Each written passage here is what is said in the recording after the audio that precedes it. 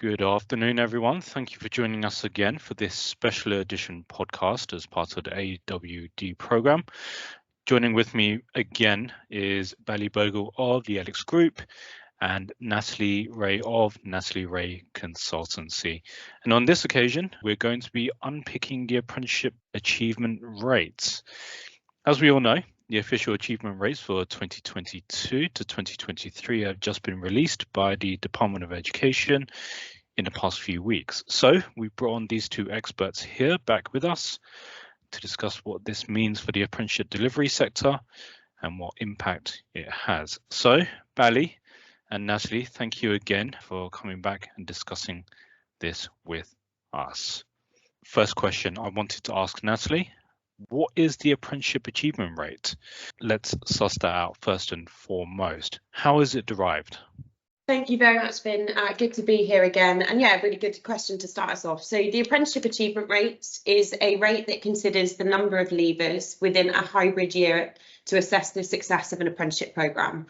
So a hybrid year end, or a contract year as some people may call it, is the period of time between August the 1st to July the 31st the following year. For example, the period between August the 1st, 2022 and July 31st, 2023 makes up the 22-23 contract year, which is the data that you mentioned has been released officially through the DfE over the recent weeks. So leavers that are completed or withdrawn from their programmes that have an end date falling within that time frame would have impacted the apprenticeship achievement rates for that year, and in that context for 22-23. If a learner with an end date between that period of time withdraws from that programme within that year or prior to that contract year, the negative impact of withdrawal will impact the outcomes for that year that end date falls. So learners withdrawing from programmes now will have impact on future years. And then just to sort of finish that off, if a learner is due to complete their programme within a particular contract year and doesn't achieve the programme before the end of that year, so that July 31st time frame, but remains on programme, this won't have a negative impact on that year's qualification achievement rates, but it does carry the positive contribution of an achievement to the following year.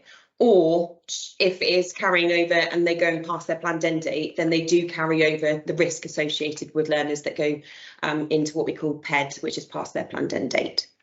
Perfect, Natalie, thank you so much for that. And I think you may have outlined information which some people already know, but given how much information is available in regards to apprenticeships and how complex this can all get, I think it is important. I think it's still worthwhile enunciating the way you did what the apprenticeship achievement rates are, and just to clarify things just for those out there who are still unsure. So that's really much appreciated.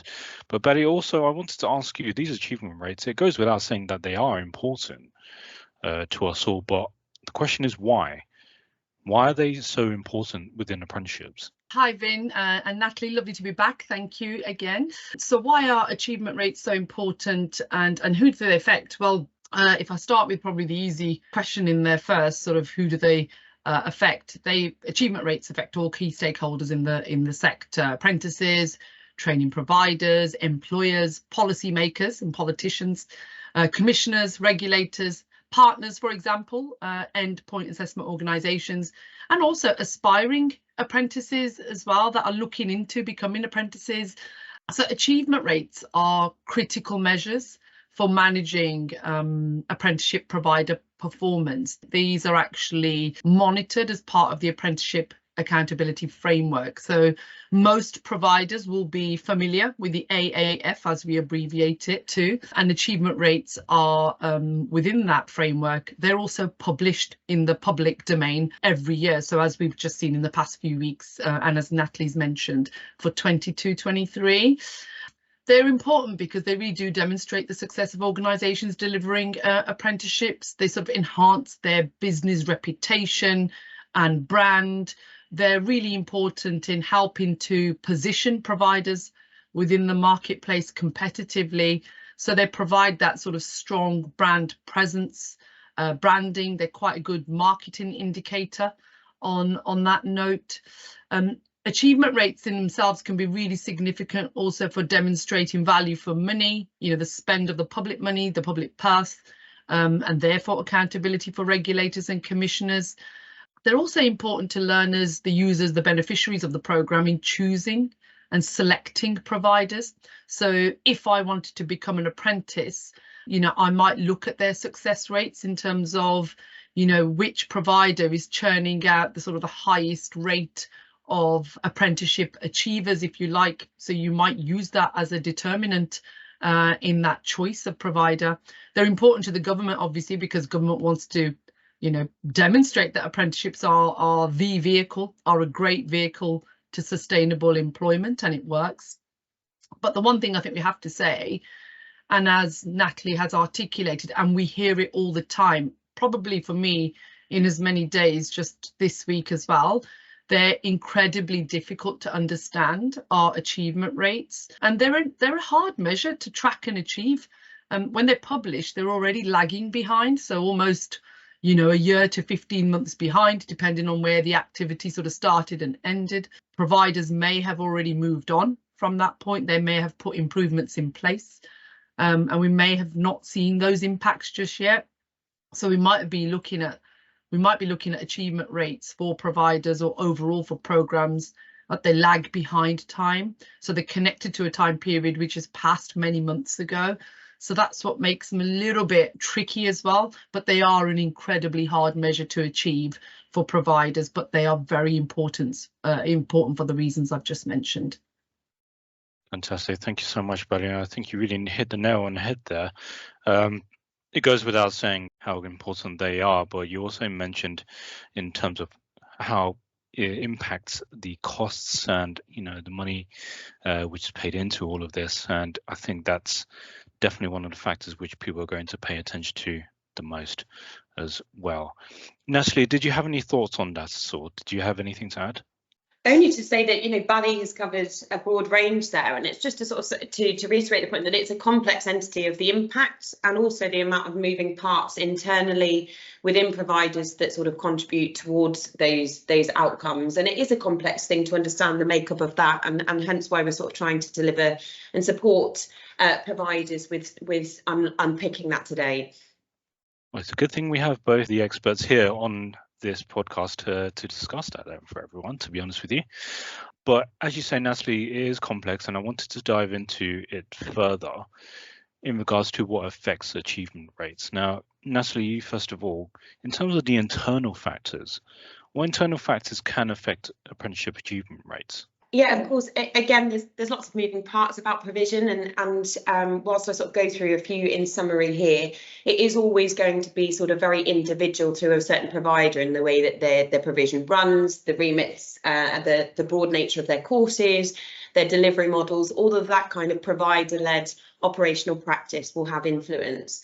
But to summarise some sort of key areas that in fact impact on apprenticeship achievement rates and the possibility of having success rates of high nature is, staffing, resources and capacity within the teams to be able to deal with the volumes, or if you've got any sort of staffing changes or you're under resourced, that's going to have a direct impact on sort of how well you can run your provision and sort of the time and capacity that can be provided to just sort of delivering the apprenticeship required, and also any challenges that you might face.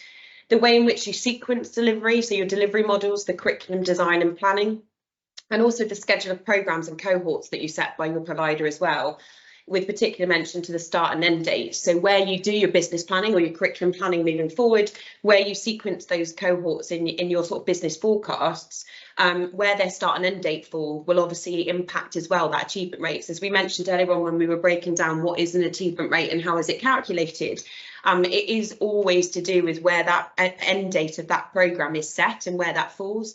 So it's just consideration internally when you do that planning to plan your cohorts and consider the typical end dates of those cohorts or those new starts coming in as to sort of where best and that can positively support your achievement rates and sort of your business planning and outcomes. It's also a key consideration to remember that prior performance will affect. So we've talked a couple of times already, and I'm sure we will go on to, about the lagged nature of data. So not just the lagged nature of the publication into the public domain of those sort of official data, but where a withdrawal that might impact it, for instance, could happen at any point across a 3-year programme.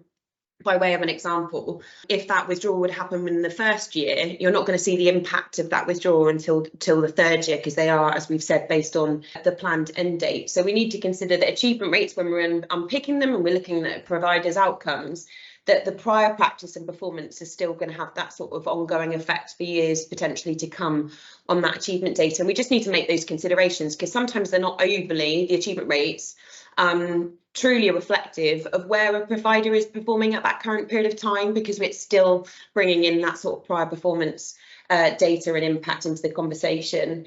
And then just finally, something that really does need a lens on it is it's the timeliness of data and our data integrity, and how confident we are in the accuracy of the information that we work with within our operational practice, and that alignment of operational and headline data that really needs to have a place in this conversation around internal factors. So to be able to ensure data-driven decisions and appropriate timely interventions can be made at provision, course, apprenticeship or employer level, we need to move away from just the use of that lagged data to inform decision making. So it's really important to make sure that we've got an eye on the data and on current sort of timely practice, because ultimately making better earlier interventions to improve our practice is going to have hopefully a positive influence on those achievement rates. Amazing, Natalie, thank you. And in contrast to that, Bally, Natalie's just gone into great detail about the internal factors. I'm also interested in the external factors too. In your opinion, what external factors affect the achievement rates, do you think?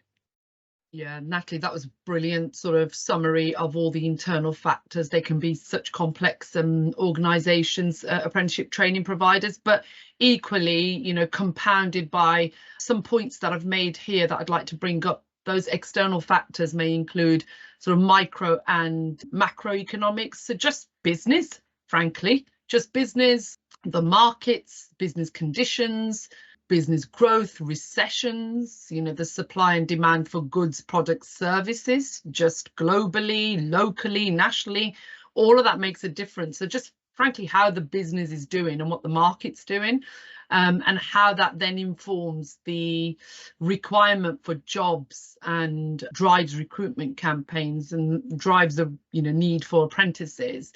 We could see redundancies, job losses at any time, or you can even lose jobs due to technological advancements, AI, for example. We've seen a lot of that in recent months, last year, recent years as well. So that micro, macroeconomics and what's happening just outside of the four walls is really important, and what happens to apprenticeship programs and their achievement rates. We've also got individuals, so the individuals that are applying to become apprentices or are apprentices. They're just a complex individual, they're complex entities in themselves, if you like. At the point at which they become apprentices, we don't really know their past educational history, their schooling. We don't know what work experience they've had. We don't really know their attitude towards work and learning. It might be their first job that they're exposed to as an apprenticeship program. So really, when we're getting to know our apprentices at that first stage, we actually don't know if they're going to stay the course. Natalie mentioned that there's, it could be 3 year, they could drop out, they could leave at any point for any reason. And those reasons could be equally just simply the job didn't turn out to be the way they thought it was going to be, or it's not really the job for them. It could be the workplace wasn't ready for them as an apprentice, an apprenticeship program.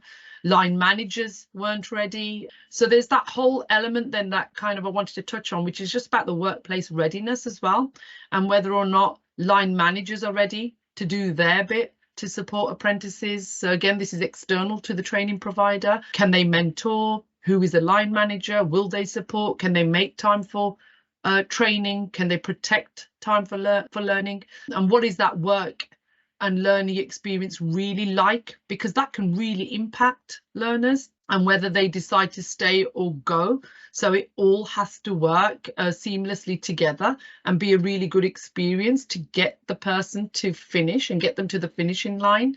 And then we have my kind of sort of final major point on this is the politics and politicians. So that economic and educational policy, put that together or look at them, respectively. A lot can change. There's a lot of tinkering around with both sets of policies, economic as well as educational. Programs change, support change, contract change, funding change, costs. change, just policy and practices change, and all of that can interfere with achievement rates, including the KPIs. Framework might not be next year. We've just seen a recent change as well to the apprenticeship accountability framework thresholds. So that's a podcast in itself for next time, I think. Natalie might agree. But if I can give a real case scenario as well. So for example, COVID, that's a major external event that has a massive and has had a massive impact on apprenticeships. So redundancies, just those changing circumstances for people in their lives, in their jobs, business closures, changing roles and responsibilities. All of that can negatively impact a planned apprenticeship programme, and it just becomes sometimes difficult to deliver and get the learners to the finishing line. And there you start to see the breaks in learning, and then breaks in learning or changes in circumstances then eventually follow through with withdrawals. So all of these external factors can have a real hit on achievement rates. Well, as you mentioned, Natalie, and thank you, Bally. It sounds like a lot of different moving parts that have to be considered all together. So in light of that, thank you again, Bally, for your answer. And that actually leads me very smoothly into my next question, and I was hoping to get into even more specifics here. We talked about both the internal and external factors affecting apprenticeship achievement rates, but as of now, we've been talking about the apprenticeship sector overall. I was wondering if there were any specific sectors or programs that were more susceptible to lower achievement rates than others. Now, Bally, you gave a great example of COVID and the comparisons, the parallels rather, to not just apprenticeships, but to business in general, how COVID affected different businesses, more so, some more than others. I was just wondering, a question to you both, which specific sectors were more susceptible to lower achievement rates, regardless of internal or external factors at all? Absolutely. I think so. I think just to lead into that question and extend on, the really comprehensive answer that Bally gave, it's quite overwhelming sometimes when we unpick, and I'm very conscious that when we sort of say this, that, and the other, and there's so many different things that sort of influence, what we do. It's just bringing through, before we look at the sectors, or we can take it into the specific sectors. It brings home two things from me. It's about assessing those things that we've said from you at provider level, so through your lens, about what's in control and what's outside of our control. And I think Bally, like I said, just explained so many different things that are external, and we are at the mercy of things that we can't see. And I think it brings home that we need to look at those things that are inside and outside our control and appropriately ask ourselves that question, because more often than not, there are things that we can do that are in our control when sometimes we just club them as if it's an external influence that we can't sort of get involved in improving. And then it just brings home, I think, the conversation that takes us down into the sector level or lens is about this absolute need for that cross sector conversation and connectivity and communication between business and education. So it's about making sure that we're working with our businesses and our employers, etc., so that we can sort of try and foresee some unexpected out of control changes and stay up to date with what might be happening in different sector landscapes, so we can remain responsive and supportive as providers to that. To look more specifically at sector, again, you would hope that providers have got a really clear view of the sectors that they support and the external and internal factors that sort of contribute to that. But as a national picture, along with the achievement rates that we were provided, we are given sort of an overview. And Bally might want to sort of go into a little bit more detail and her approach to this. But I think if we looked at it from an overview point of view, we can see from the achievement rates by sector subject area in the nationally published data that there is, in the main, sort of marginal improvements, albeit very small increments, of direction of travel in a positive way across the sectors, which is something to note. Sometimes we always look at what's not working or the underperforming areas of provision. And we do have to recognise that whilst we've got a tool target to achieve from the Department of Education in a relatively short space of time remaining, we are going in the right direction. And hopefully with COVID even moving further behind us, hopefully we'll start to see a larger jump on the 23, 24 and beyond data. But really specifically, if we look at that data, one of the things where there has been sort of either holding in a sector or marginal improvements, the one to note from that sector analysis is around the retail and commercial enterprise division. So whilst there's been sort of movement over the last couple of years, it's still remaining in quite a low percentage outcome. So we look at marginal improvements, we look at if they're going a positive trajectory, but we also need to look at, when we look at sector level, sort of where they're still sitting in their achievement rates. So I'll hand over to Bally because she might want to come in with a little bit more detail from her experience.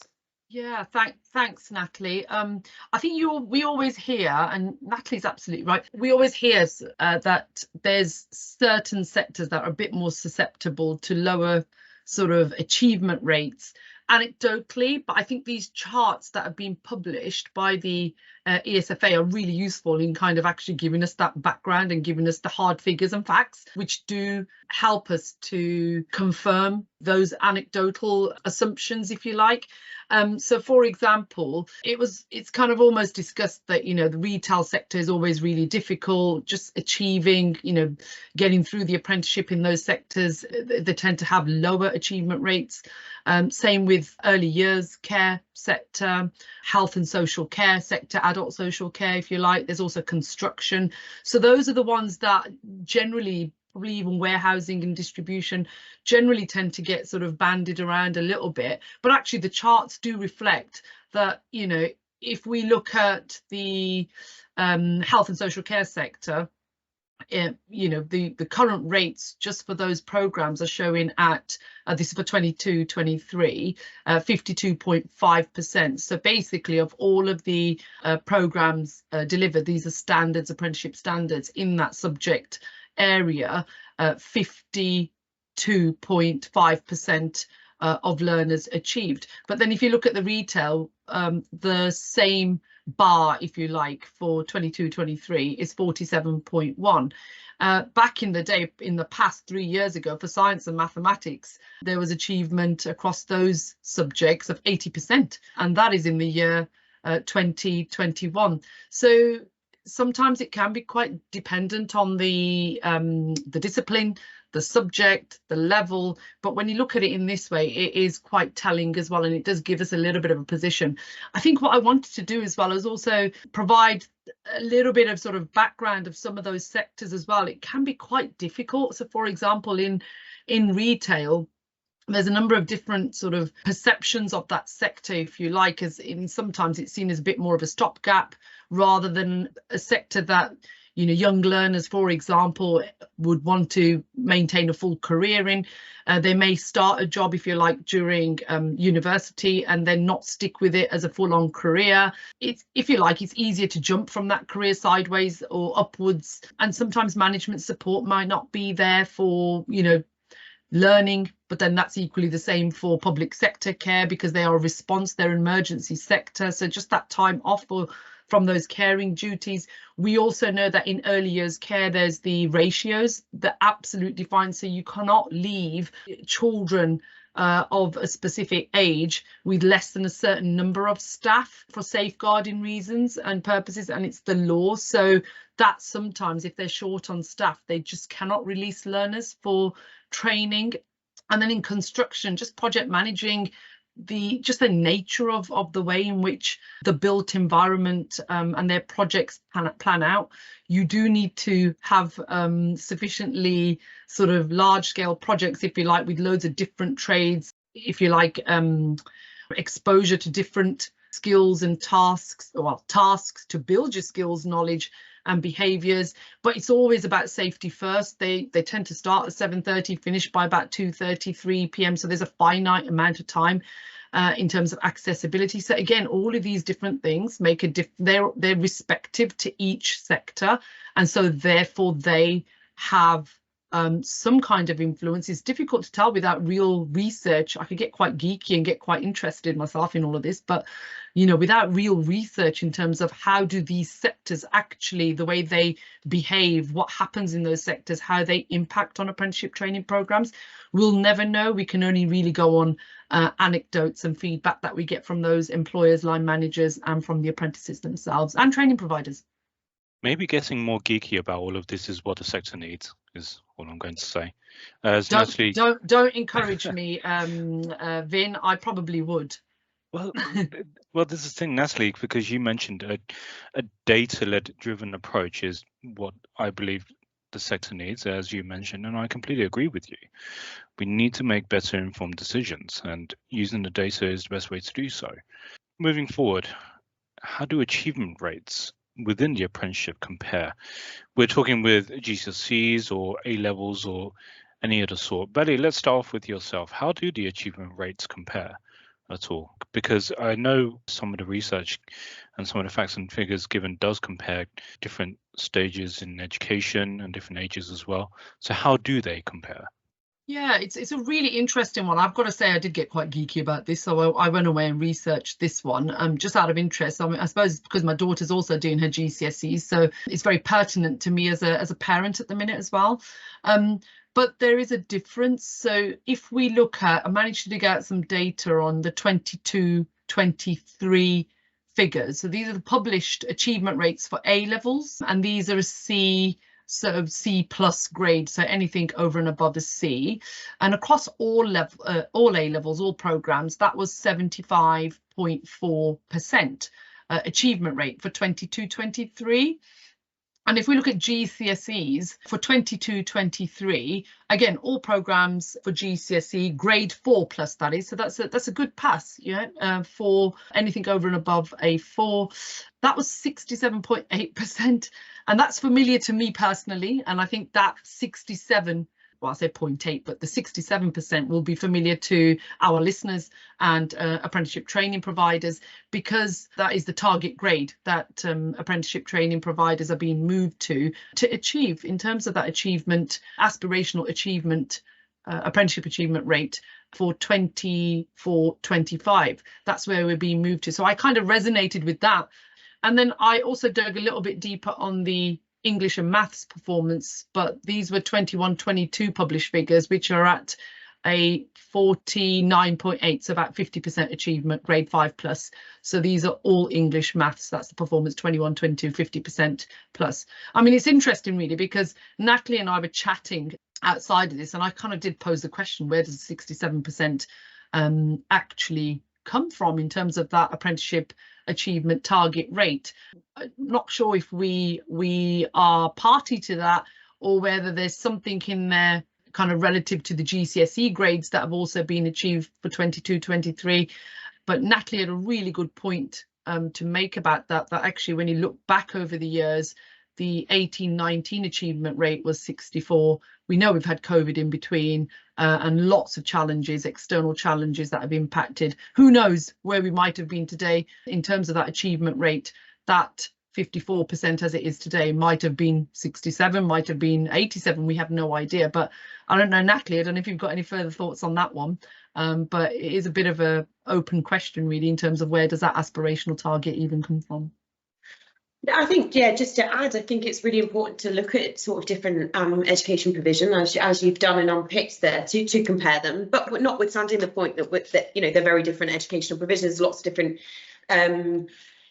expectations, they run off different years, etc. So apprenticeships can't be directly compared to those, I don't believe, but it is important to sort of see just the educational landscape year on year. So I think it's really important. I think you just mentioned it there, but just to bring those that 75.4% you said for A levels and 67.8% for GCSEs into comparison with how apprenticeships overall did last year. Back to your comment about that government sector target, it's been reiterated, and I believe quite rightly, that aspirational target or the set target of 67% in 24-25 is still set. They're still committed to that, and that's what we should be working towards. And we know everyone's aware of that from a provider point of view and doing their bit. And that's the main reason as to why the Apprenticeship Workforce Development Programme does exist, to give providers through multiple different strands of that programme the support required to give them the best chances to do that. And that 67% target would, whether it's been sort of set with this in mind, I do believe it's appropriate to have that aspiration of trying to get the apprenticeship provision that has quite rightly been impacted by the labour market and the external factors that Bally kindly shared with us earlier on. I think it's appropriate for all of us individually and the sector to have aspirations to get back to that pre-COVID performance sort of benchmark, and the 67% does do that. And we have to also consider as well that within pre-COVID, we were all as providers transitioning from apprenticeship frameworks to standards. If we can all do our bit to get to that 67%, and I know there's providers already there's providers that do well and above that, but as a sector, if we can move the national averages positively in the right direction, we're doing the right by the apprenticeship standards as well and what they were intended and why that reform came around. Because as you mentioned earlier on, Bally, if we hadn't have had those external influences like the pandemic, maybe already as a sector we'd have been able to see the positive impact those reforms were intended to have done and be able to see that all the way through to achievement rate. So that's yet to come because of barriers and bumps that we've had to do. But I do think it's appropriate when we look at that target to consider that setting that benchmark to get back to where we once were is appropriate too. Great, thank you so much, Bally and Natalie, for that. I did mention earlier the topic of money, which is a topic we all love to continuously think about. I'm sure it impacts us all.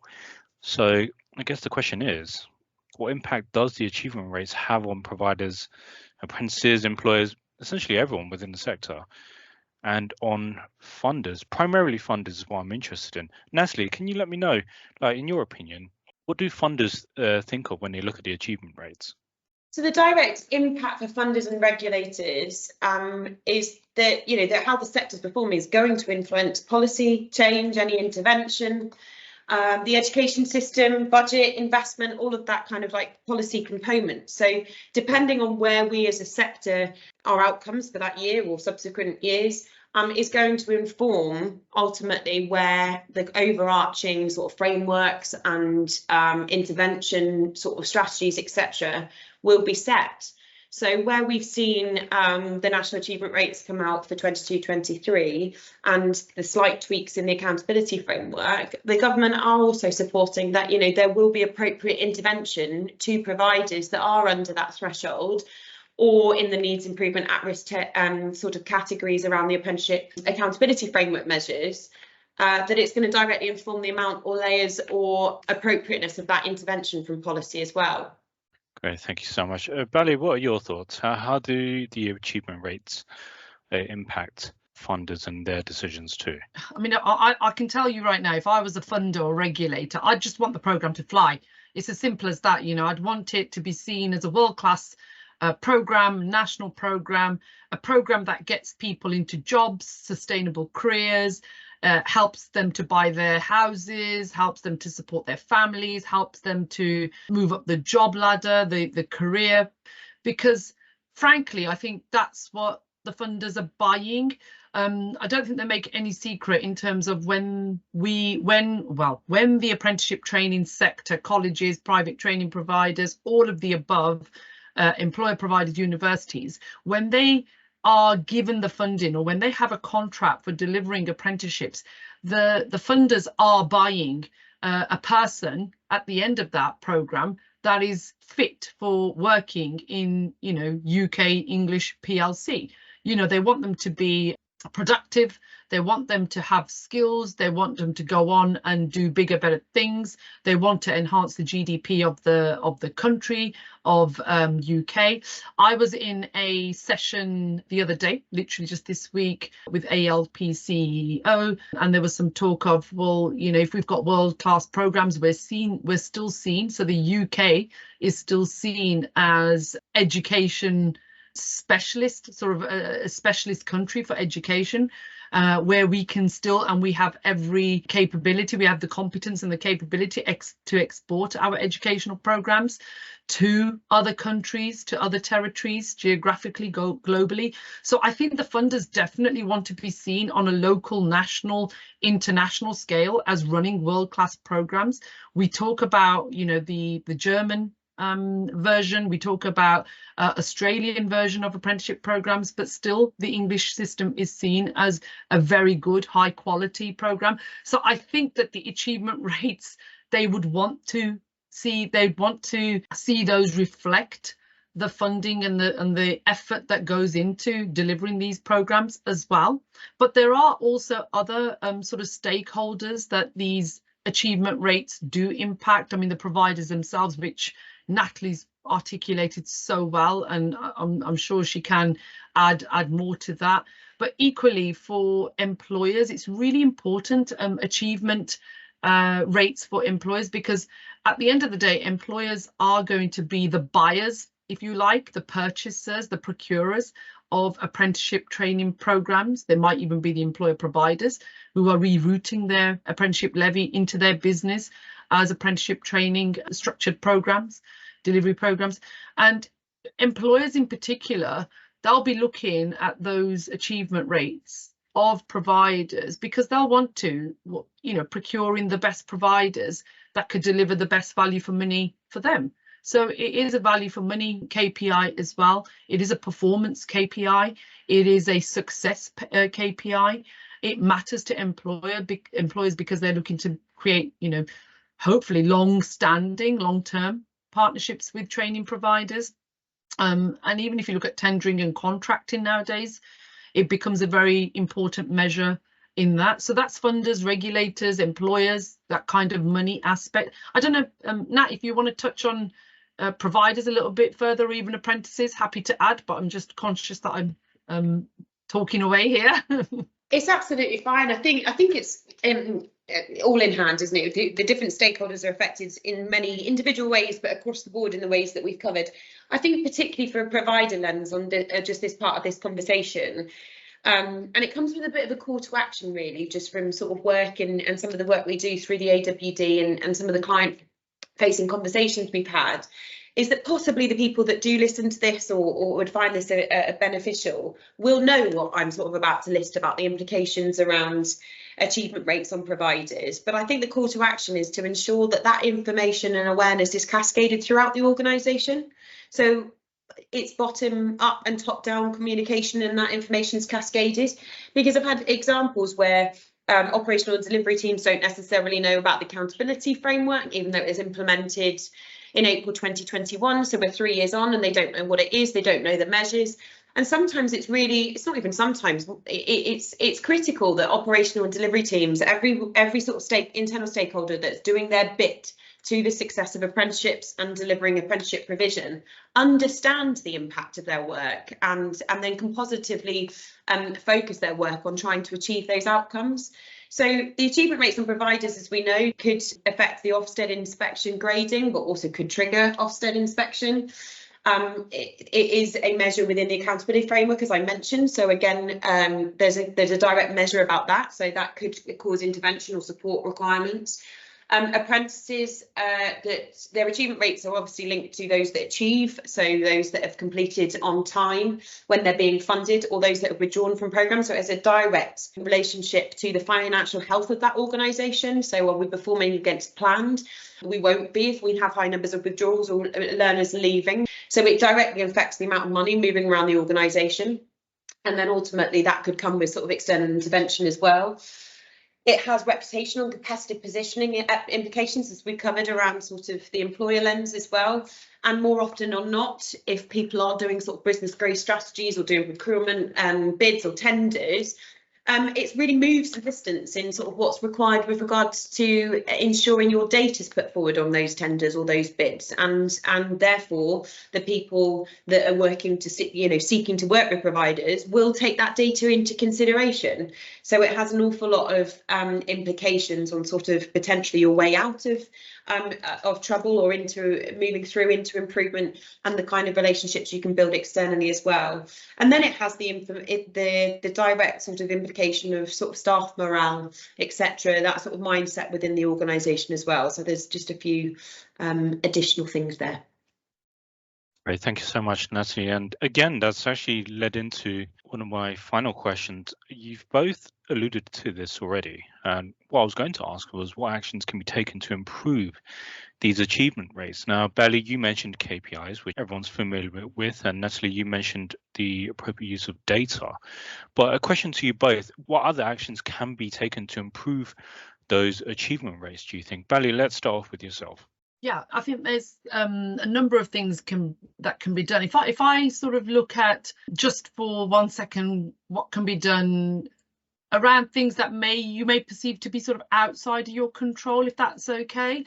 So I think for me, what I'm seeing in working a lot more kind of closely with some of the employers that training providers that we're working with on the AWD programme, as well as our own clients, is that they've been a lot more selective about the employers that they're working with, and they're providing a lot more education to employers around apprenticeships, and really checking whether or not they know their role, their responsibility, and the part that they play in supporting the apprentice.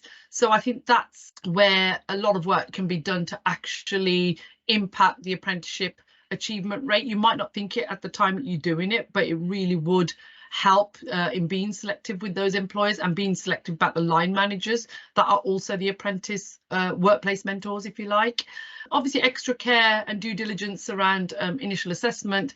I think we do hear a lot more now that providers are putting a lot more effort in up front in choosing the right learner for the right programme at the right level, all of that and all of the above. So taking a lot more time in doing that skills analysis up front. What education have they got? What certificates have they got? What work experience have they got? Are they going to be doing the entire apprenticeship programme, or are there elements of it that we can take out, remove, because the learner's already showing the skills, knowledge or behaviours for those, for example? So there's a lot more care and attention that could take place up front to ensure that they stay the entire course.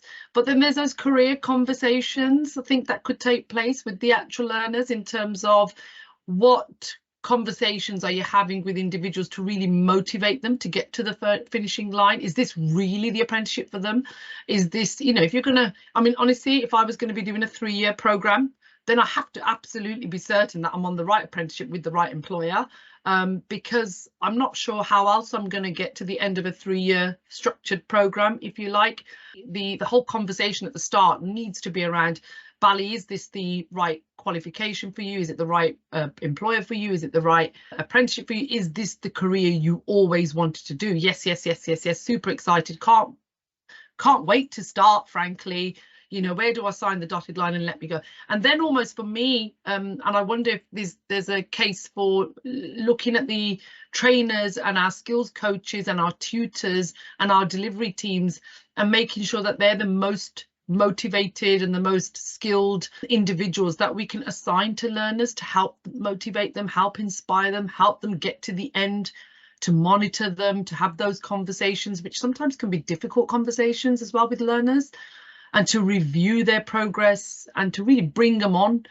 And sometimes it can be kicking and screaming through tough and challenging times, but just keeping them motivated. So I think the trainers can make a big difference. I know that's part of it's in your control as an apprenticeship training provider, I guess. And then I think just more thought around additional projects and extracurricular activities to really infuse those learners. I think I've got a 15-year-old, 16-year-old and a 14. Oh well, no, I haven't got 3 kids. Let's start again. So my 15-year-old is about to become a 16-year-old, let me be clear. And I also have a 13-year-old. I don't think I could cope with 3 kids.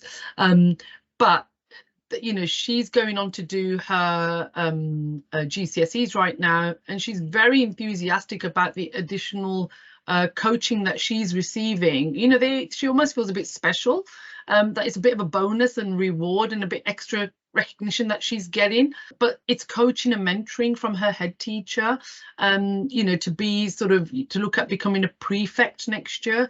But all of these different things really help to bring individuals on. So I don't know if we can use those and kind of those aspirational targets and milestones to help motivate learners to get them to achieve, just get them to the finishing line. So I was really sort of thinking outside of things that you may perceive to be outside of your control, if you can make any or have any influences there, if that helps. Great, Bally. Thank you so much for that. And Natalie, just to finish off, what are your thoughts on that?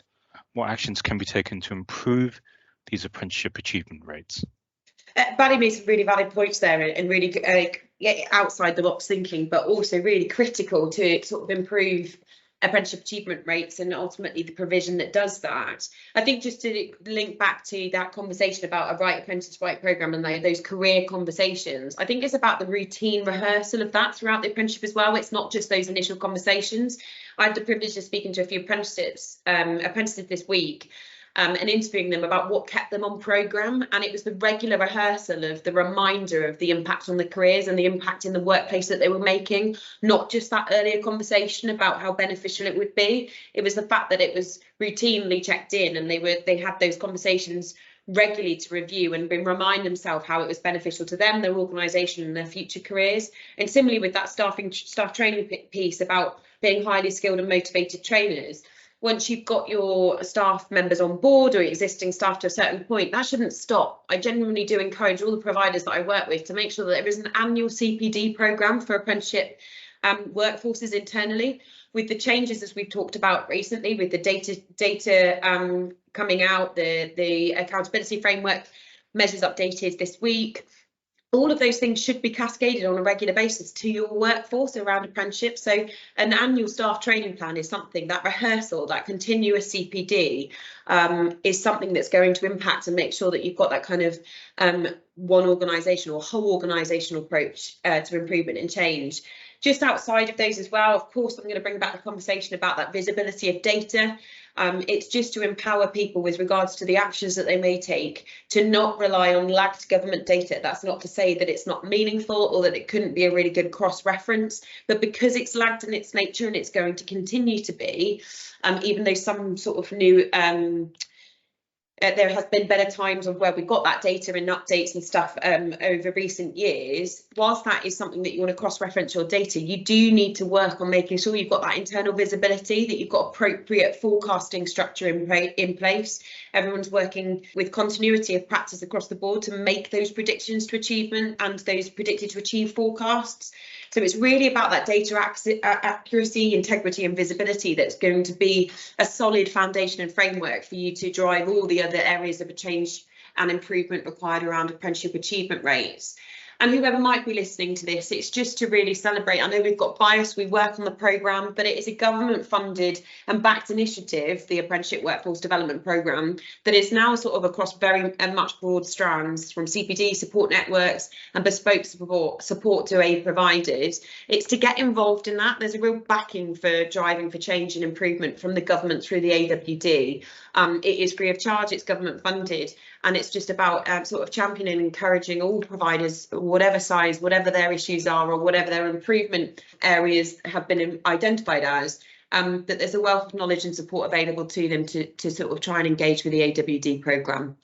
Natalie, thank you so much. So to everyone who was listening, thank you again for joining us. And if you're wondering what the solutions were to improving apprenticeship achievement rates, you've just heard it from the experts themselves. Natalie, thank you so much for joining us again. Bally, thank you also for joining us again. Thanks. It's been brilliant working with Nat again. Thank you very much. Thank you. Next time. Take care.